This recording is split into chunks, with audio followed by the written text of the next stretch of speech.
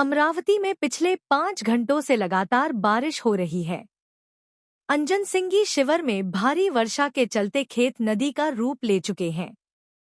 पानी भर जाने से कई कृषि भूमि पूरी तरह जलमग्न हो गई है। इस बाढ़ जैसे हालात से खरीफ फसलों को भारी नुकसान पहुंचा है। किसान एक बार फिर आर्थिक संकट के कगार पर हैं। प्रशासन ने हालात पर निगरानी शुरू कर दी है और बारिश थमने के बाद नुकसान का आकलन किया जाएगा।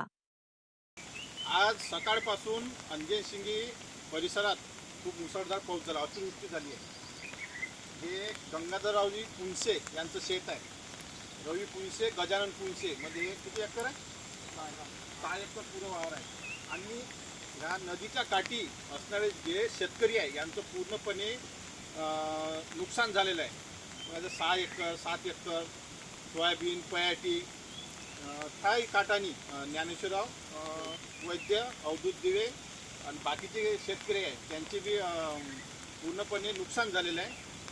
मी सरकारला आणि जिल्हाधिकारी यांना तात्काळ इथं पंचनामे करण्यासाठी त्यांची टीम पाठवावी आणि या नदीला खूप मोठा पूर आलेला आहे। MDRची टीम बी तयार ठेवावी आणि तात्काळ तुमचे अधिकारी आजच्या आज किंवा उद्या इथं पंचनामे करण्यात यावे, कारण पुन्हा समोर थोडा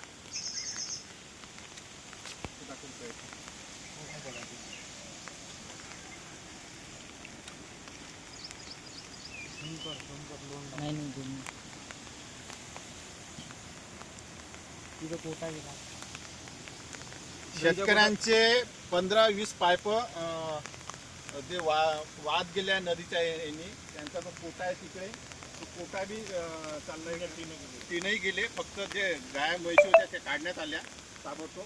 पूर्ण शेतकऱ्यांचं नुकसान झालं। गंगाधर पुनसे या शेतकऱ्यांचं नाव आहे। 20 पाईप त्यांचे वाद गेले नदीच्या पुराने आणि कोटा पूर्ण एक तीनही बी गेले। म्हणजे शेतकऱ्यांचं खूप प्रचंड नुकसान झालेलं आहे।